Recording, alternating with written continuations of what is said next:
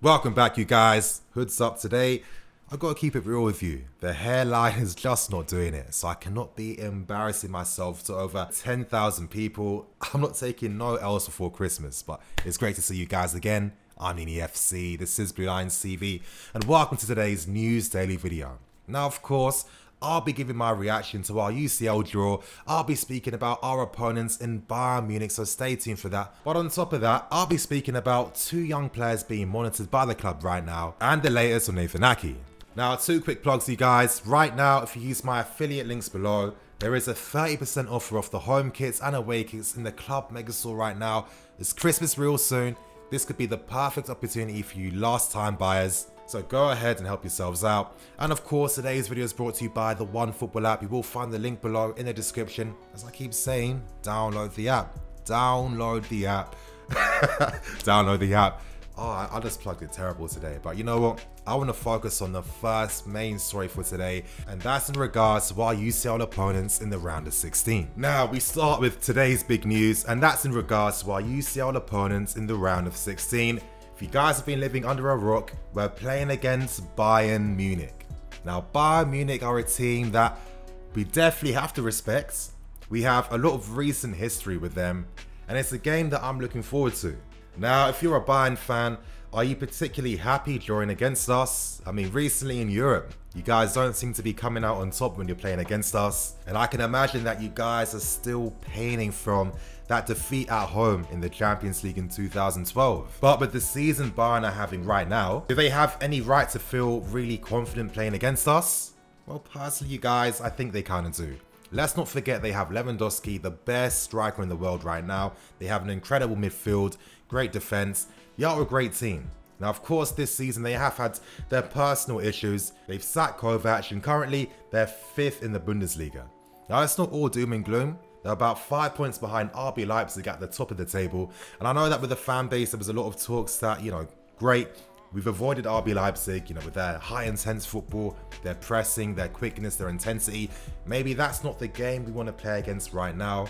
But with Bayern Munich, they have that everlasting quality.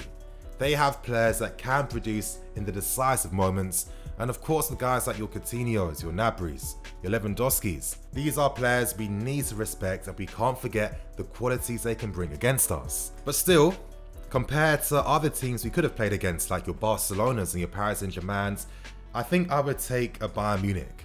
With Bayern Munich, I think that if we are on point, and let's say after some smart January acquisitions, we could bring some threats when we play Bayern in February. But to be honest, you guys, I do not mind being the underdog. How many times have we profited from being the underdog? Maybe that's what this team needs. When we are the underdogs, I feel that's when we really see what the Chelsea spirit is really about. And for such a young quality team, maybe this would be a great experience for them. In the long term and in the future, a lot of these young guys are only going to benefit even more from playing in these big games like this at such an early start in their career. I can imagine we're all collectively thinking immediately about Callum Hudson-Odoi. Now, Bayern, they went so hard to try and sign Callum, and we know that Callum hasn't lit the world on fire just yet. But if you're Hudson-Odoi, I can imagine that you're really looking forward to playing Bayern Munich. But if you're Hudson-Odoi, that Bayern game is a game you most definitely want to start in. Now the question is, how are we going to do against Bayern Munich? At this point in time, it's quite hard to say. Bayern are a great team. I think that they do have the quality in the final third, which we lack at this moment in time. Sometimes I feel with Lampard that the system that he implements, he expects greater quality from players that just aren't on that level at this moment in time. But all I know is that if you're a Bayern fan, it's a game where you're definitely respecting us. We've caused you guys a lot of pain. And I'll tell you guys soon, I've been fortunate enough to actually see us play against Bayern Munich, Now, I've had some very positive memories playing against Bayern Munich. Back in the 2004-2005 season, I actually attended both legs. Incredible, I won't forget it. And of course, I did attend the Champions League final in 2012. I wish I found the photos, you guys. It was a crazy experience. I actually met Sir Alex Ferguson at the final that day. That was kind of cool. And I was kind of surprised just how small he is compared to what you see on TV. But anyway, when it comes to the final, it was literally a sea of red throughout the city. Everyone was Team Bayern Munich, pro Bayern Munich. We were the minorities by far, and in the stadium as well, it felt like we were the away team. It was literally just packed with Bayern fans. And you know what? I kind of think in moments like this is where that Chelsea spirit and character really shines and really shows what it's about. If I'm a young player, this would be a great learning opportunity to really test yourself, to understand what it means to be the underdog and, you know, to really come up against all odds. But one thing for sure is we need to leave this tie with some respect. I can't be seeing some Arsenal scorelines, you know, we can't be disrespecting ourselves like that. That cannot be happening. Anyway, you guys, I want to pose this question to you. Are you confident about our chances of progressing past Bayern Munich? If so, tell me why, and if you don't think so, explain why as well. Now we move on to the second story for today, and that's in regards to a young striker playing in Ligue 1 right now. His name is MAJA, and he plays for Bordeaux. Now with MAJA, he signed for Bordeaux last January, leaving Sunderland where at the time he had about 15 goals in 24 appearances, and when he did leave them, it really affected their promotion hopes in Ligue 1. At this moment in time, Josh is now starting to make his name in the first team, and he's got about 6 goals in all competitions this season. That's not so bad when you consider that in 6 games he started, he scored about 4 goals, with most of his minutes this season coming as a substitute. Now you're wondering, Nini, why are we talking about him? Well, reports are suggesting that we're potentially looking to sign him to act as a backup for Tammy Abraham. And if you're a Sunderland fan, well, this could be interesting. Sunderland do have a 10% sell-on clause on the player, so they got some money to make. But my thing is MAJA good enough to act as backup for Tammy for the second part of the season? Let's remember, we have the FA Cup, we have the Champions League. You know, things get even harder in the second part of the season, and I gotta keep it real, I don't know. Now when it comes to the player, of course I've heard about him, but I don't really know anything about him. I've done my research, and from things, I'm gauging that he's a player that is an all-rounder in that sense. You know, he likes to run with the ball, he tends to drift to the left and right side channels where he can use his dribbling ability to fashion opportunities for himself. And that seems to be the best thing about the player, is his ability to create goal-scoring opportunities for himself. I've always felt that's a quality that good strikers need to have, and it's good to know that Josh has been demonstrating this ability in Ligue 1 this season. On top of that, it seems like the player has decent dribbling ability, he's got 2 feet, he can lead the line as well, he can play people in, but even though I'm reading out these qualities, what does that really mean? Does that mean that he's good enough to play for a club of our size? I'm not too sure, you guys, but of course with me, I tried to contextualize how this would make sense and what would be the most realistic outcome. Because I think none of us are expecting us to sign him and he's really going to be the backup to Tammy Abraham. But if we did sign him, well, there could be a reason for that. As I was doing some research, I found out that MAJA does have the same agent that Jadon Sancho has. I mean, how this stuff works in football sometimes. Sometimes to get first dibs on players, you need to appease the agents. If you've had a history of working with an agent, well, that could be the advantage you need to get that working relationship on point. And let's say it comes down to a tug of war between us, Liverpool, City, all these big teams. Well, the fact that we potentially did past business with his agent could give us that advantage we need. Maybe if he was signed, maybe we let him stay on loan at Bordeaux for the rest of the season, or maybe he might be plans for a new revamped loan army that we haven't seen just yet. Remember, the reports only state that we are monitoring the player, they do not say that we are actively looking to sign him. I think when you see the clips of Josh, you can see that he's a decent player. He looks like he might have something about him. So it's going to be interesting to see how his season does progress as it goes on. But now we move on to another player in a similar situation to Josh.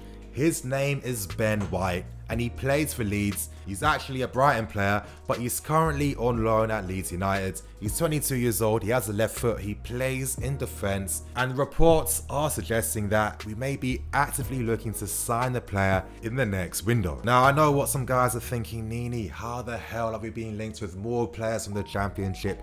How are we going to become a better team if we don't move on from players like this? All I'm going to say is let's keep an open mind, and I'm going to delve deeper into the story. Now the fact that White is playing for Leeds United, well, it tells me that he must be technically accomplished because Bielsa is the Leeds manager and there's no way that he's going to have a defence that cannot play out from the back. Composure and passing technique are necessities to play in Bielsa's system. But the thing is, why are we being linked with this player in the first place?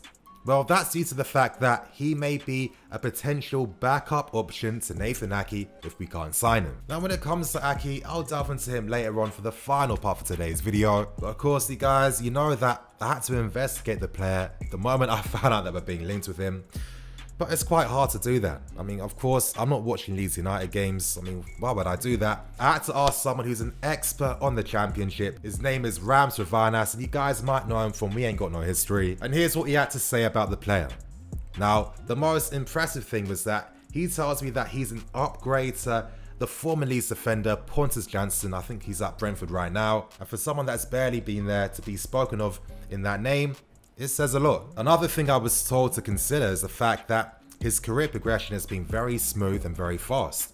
You know, he's played League 2, League 1, and now Championship football very seamlessly and very quickly in the space of like 1 or 2 seasons. However, before I spoke to Ram, of course, I looked at clips of the player on YouTube, and there was just one comparison that I just couldn't shake off White, and that's how similar he looked to Tomori. Now, when I asked Ram this, he told me that they are quite similar. They're both very good one-on-one defensively. They're both extremely fast, but when it comes to aerial defending, that's not their strongest forte at this moment in time. That doesn't mean they're terrible. It just means that compared to other aspects of their game, maybe the aerial defending is not at that elite top class level that you're hoping for. Now, how could this White deal make sense? Could the business sense be that we signed White from Brighton, so we own the player, then we let him stay on loan at Leeds until the end of the season, then we give him a pre-season next season to show what he's about? Well, maybe that's how it could work. The most immediate thing that stands out for me is that if you're signing White, I guess you're signing him for the long term. You know, with White, we're either signing him to actively play a role now until the end of the season, and by the start of next season, maybe he'd be ready for the Premier League, or maybe we sign him from Brighton because we can get an easier deal. We then let him stay on loan at Leeds until the end of the season, and then next season we give him a pre-season so he can show us what he's really about. I get it, it's not the most exciting player.